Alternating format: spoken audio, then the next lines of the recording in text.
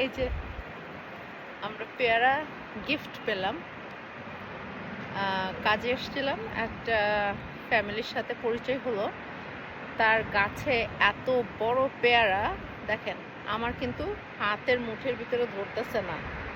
আমি পুরা হাত দিয়ে ধরেছি, আমারটা মুঠের ভিতরে ধরছে না, মানে আমার হাতের থেকে ডাবল।